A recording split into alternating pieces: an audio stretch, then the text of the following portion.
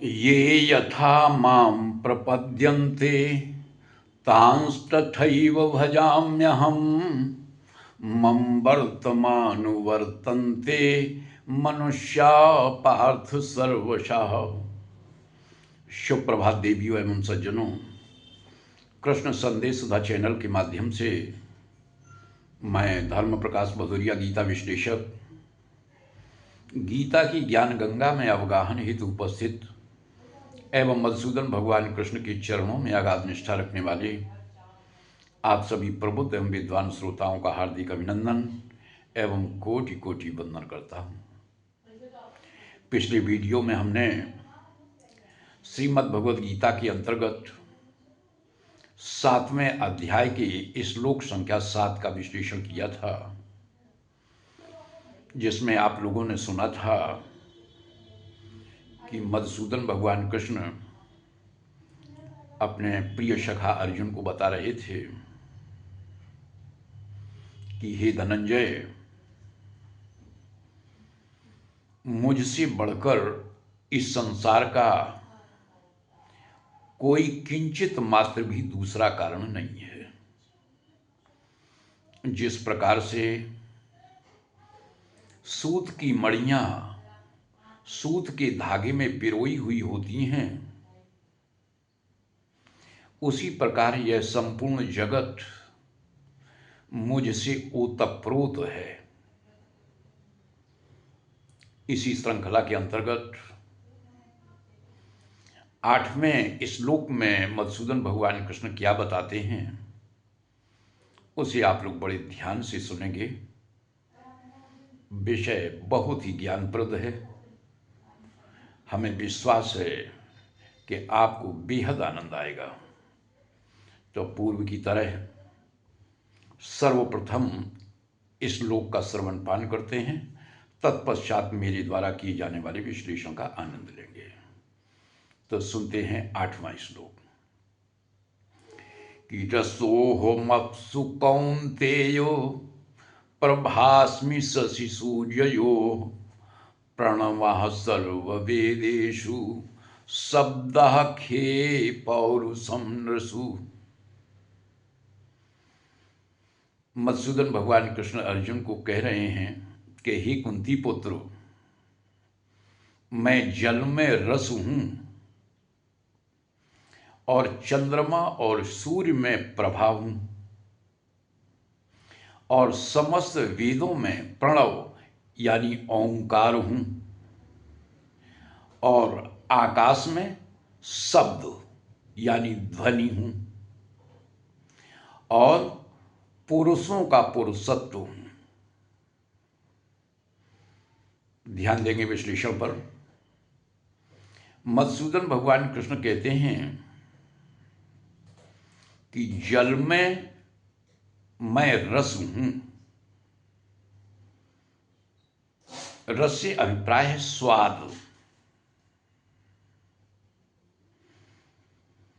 जल और रस दोनों एक दूसरे से ओतप्रोत हैं।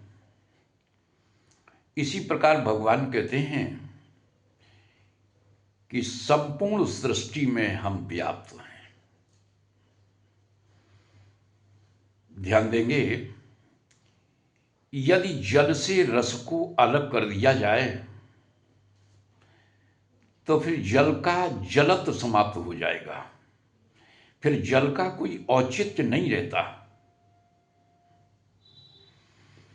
भगवान कहते हैं कि प्रभास्मि शशि सूर्ययो,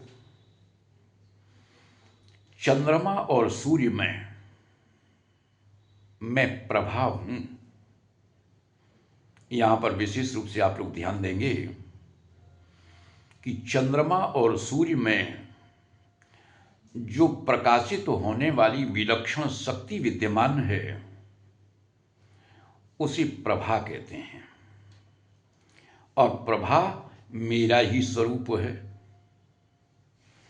यदि चंद्रमा और सूर्य से प्रभा को विलग कर दिया जाए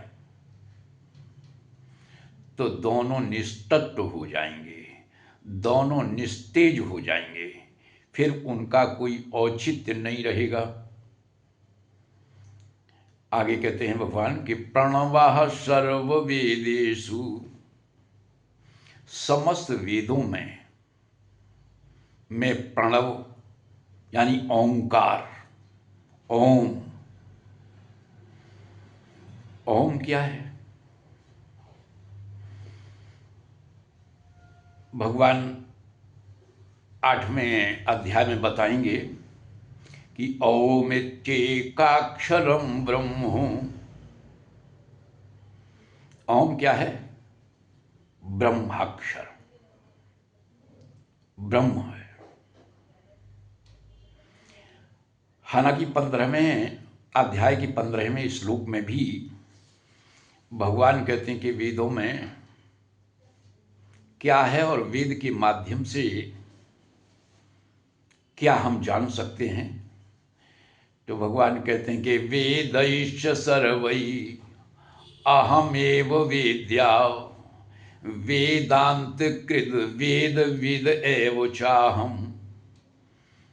मधुसूदन भगवान कृष्ण कहते हैं मैं ही वेदज्ञ हूँ, मैं ही वेद वेदता हूँ, मैं ही वेदों का संकलन करता हूँ और समस्त वेदों के माध्यम से मुझे ही जाना जाता है।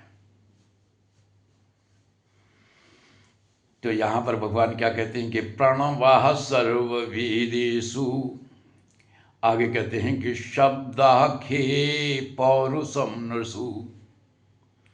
और आकाश में मैं शब्द हूं यानी ध्वनि हूं। आकाश की तन्मात्रा है शब्द। यदि शब्द तन्मात्रा को आकाश से अलग कर दिया जाए तो फिर आकाश का कोई औचित्य नहीं रह जाता। इसी प्रकार समस्त पुरुषों में मैं पौरुष हूं, पुरुषत्व हूं, सामर्थ्य हूं।